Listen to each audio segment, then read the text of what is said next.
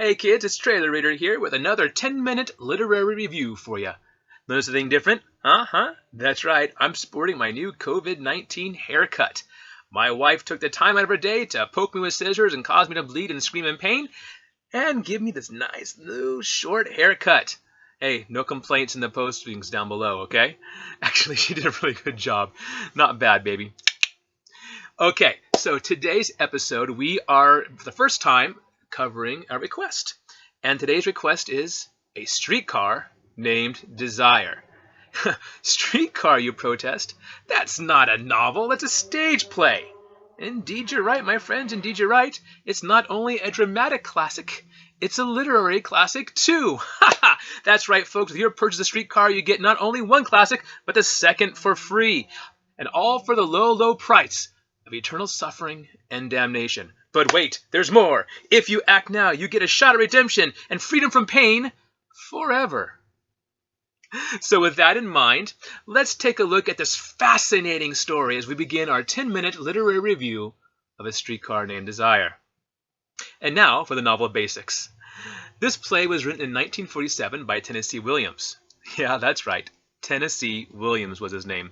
Apparently all the moms in the neighborhood had this competition over who can come up with the most patriotic baby name. Tennessee lost only to Kentucky Smith and Indiana Jones. And of the three, Kentucky Smith remained in relative obscurity until he later changed his name to Colonel Sanders and started up a fried chicken franchise. Just kidding, that's not true. The play follows Blanche DuBois, a fallen woman who seeks shelter from the world with her sister Stella and her sister's husband, Stanley Kawalski. Now, the conflict arises with a clash of personalities between Blanche and Stanley. Now, Blanche is an aging, mentally fragile beauty who uses sex and fantasy to protect herself from the harsh realities of the world.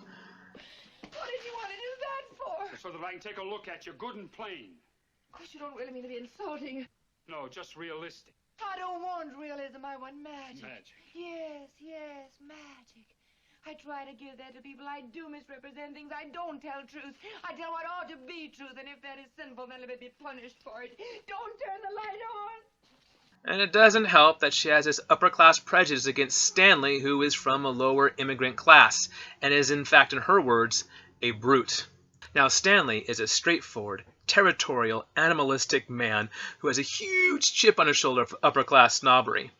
And his way of dealing with the harsh realities of the world is to use violence. Face and your fingers are disgustingly greasy. Go wash up and then help me clear the table.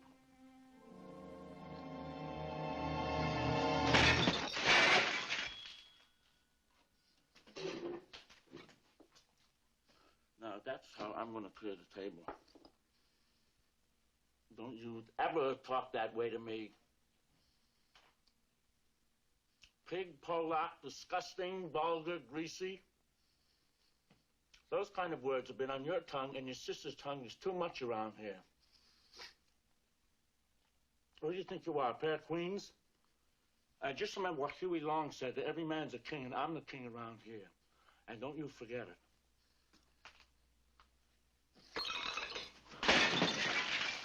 Streetcar was a groundbreaking stage play that not only wowed its audiences with its lyrical dialogue and controversial portrayals of sex and domestic violence, it also later featured a cast that became indistinguishable from its characters. Once Vivien Leigh and Marlon Brando took on their roles on stage and again in a black and white film, their portrayals of Blanche and Stanley became the only way to play them. All the other versions seemed to fall short. You know, if I didn't know that you was my wife's sister, I would get ideas about you. She's what? Long place to dumb, you know what. Now it's time to discuss the plot and themes. The plot is pretty straightforward in Streetcar. Blanche, a high school teacher on leave, is hiding a secret, and she comes to stay with her sister Stella in New Orleans. Now she takes a streetcar, named Desire, to get to Stella's apartment in a place called Elysium Fields.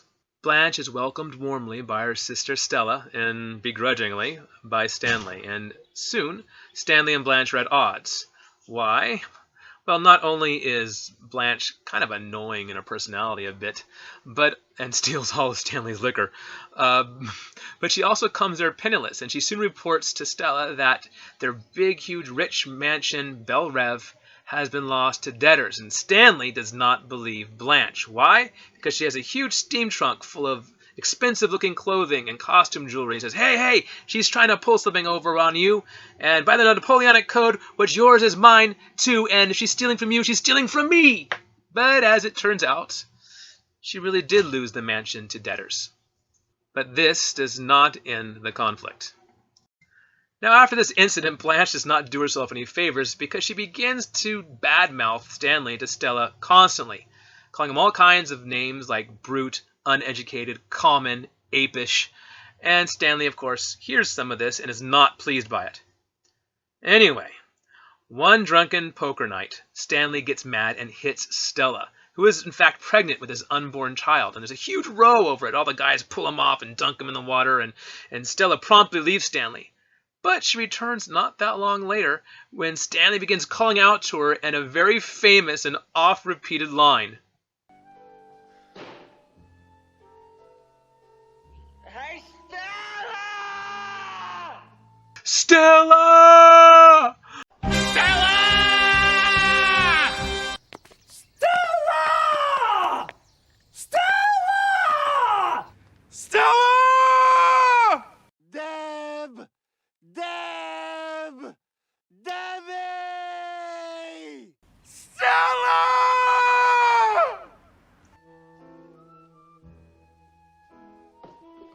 The next day, Blanche urgently tells her sister to leave Stanley. She doesn't, but Stanley overhears this conversation and he decides to get revenge on Blanche. And how does he do it? By discovering and exposing her secret. That she's not actually on leave as a teacher from high school. She's been fired. Why? Because she slept with one of her students. You thought that kind of a thing only happened today. Anyway, she's not only been sleeping with a 17-year-old boy, she's been sleeping with a lot of the men of the town of Laurel. Because she's been looking for protection and shelter and someone to take care of her, because she just can't live life on its own terms.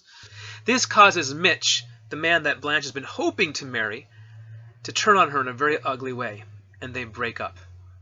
If that is the only act of revenge Stanley took against Blanche, it would have been bad, but it probably would have been unbearable.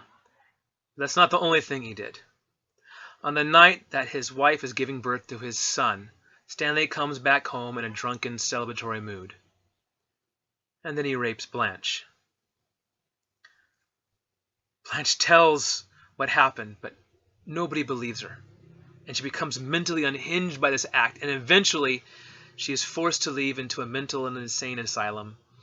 And there, the book ends.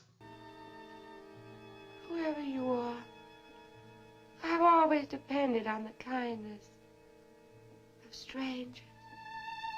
Now, in the movie version of the play, Stella decides to leave Stanley as soon as Blanche has been led away by the mental doctor and the nurse. And Stanley cries out again, "Stella! Stella!" And she's determined never to go back to him again.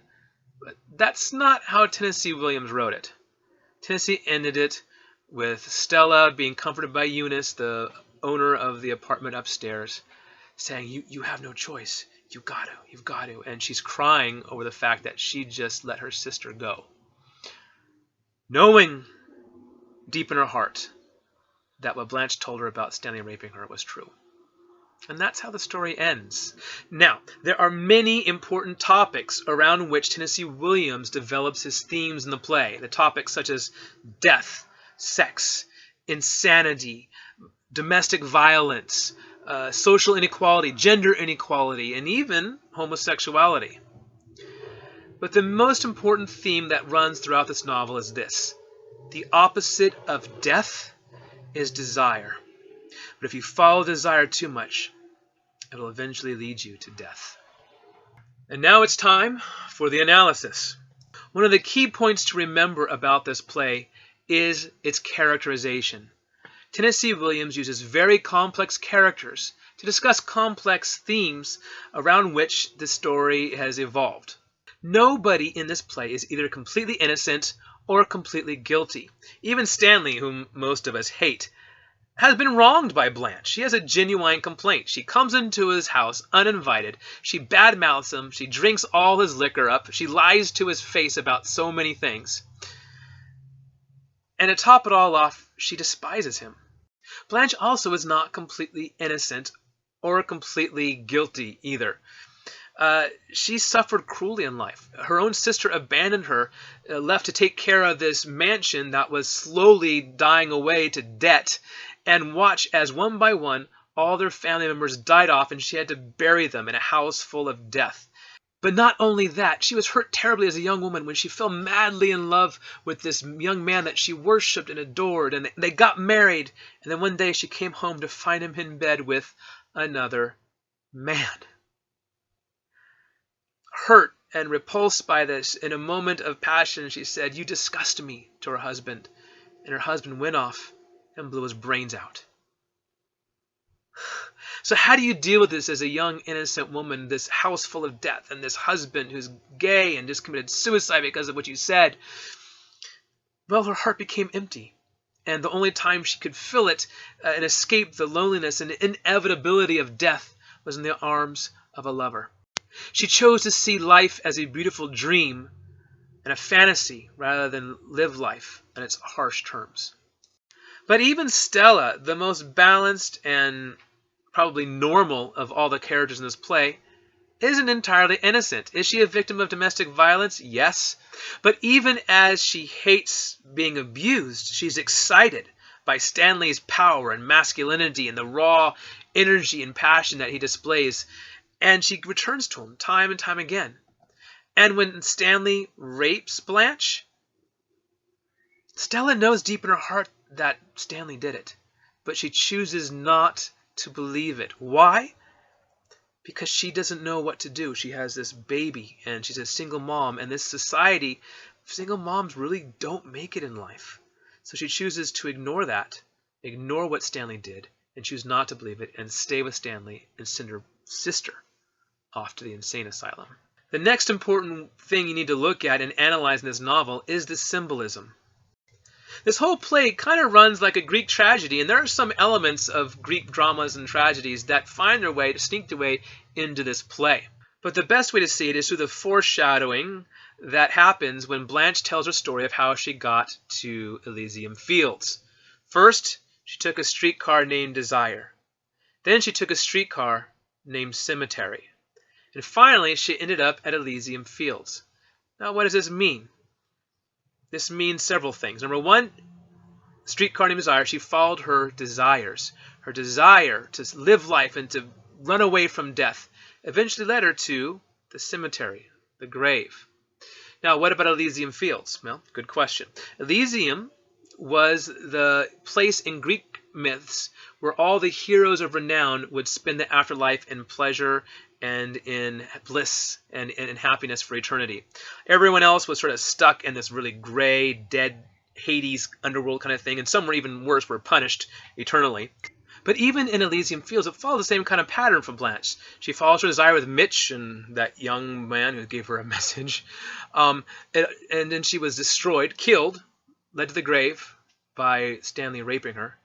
And then eventually she went to another kind of Elysium, the mental insane asylum, where she's free to pursue her own fantasies without any sort of connection with the harsh realities of this world. You know, Blanche is continually judged for her preference for lies and lying to people and living out a fantasy world. And the problem is that everyone else in this place is actually doing the same thing. It's just a matter of degrees. Stella lies to herself about Stanley. Oh, he didn't really rape her. So it can make it easier for herself to live there and make life more comfortable.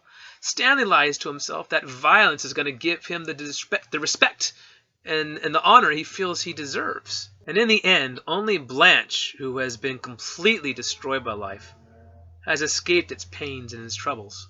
The third thing you really need to look at when analyzing this play is the music and the lighting. What, the stage directions? Yes, the stage directions. Tennessee Williams was absolutely devoted to atmosphere in his plays. The stage directions play a very important role in helping to tell the story and discuss the themes that Tennessee Williams is trying to portray.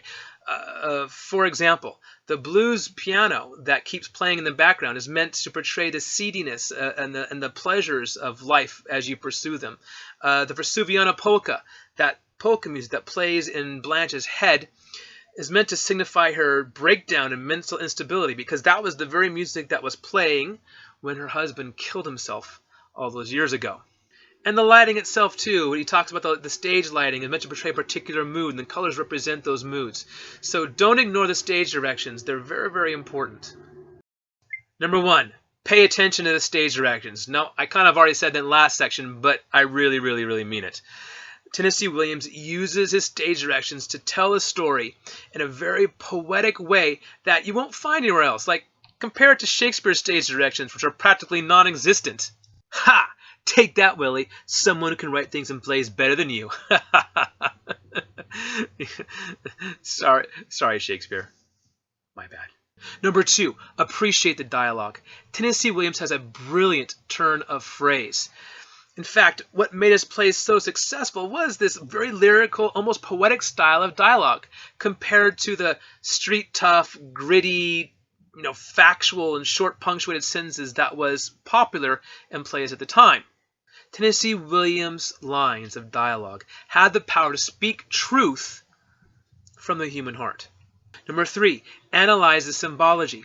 There's a lot of symbols in here, especially taken from Greek tragedies and myths and the like. Now here's a challenge for you. That scene with a woman selling flowers, I want you to do some research. Why did Williams include it? What point was he trying to make with that woman selling flowers? Number 4, know the author. Tennessee Williams has made several very successful plays. And Tennessee Williams himself was, in fact, gay, and the homosexual theme runs through many of his stage plays. So how does that impact the interpretation of the play? Very early versions of Streetcar excluded the homosexual elements from the stage play, which changed a bit about what the play was like or what it was about. So get to know the author and see why he wrote what he wrote and why he included what he included. Well, that's it, folks. I hope you enjoyed this video and found it useful in analyzing A Streetcar Named Desire, and maybe even added to your enjoyment of reading it. Listed below are several links to other sites you might find helpful in analyzing this classic tale. And as always, if you have a comment or a question you'd like to specifically ask me, or even a recommendation for a book you'd like me to cover in a future episode, please list it in the comments section below. And don't forget to subscribe. And remember, keep reading, kids. This is the Trailer Reader, signing off. Hey, what's the matter? Oh, it's this book. The ending gets me every single time, It really gets me. Don't worry. I don't have a sister. Oh. Yeah. I don't know what I'm worried about.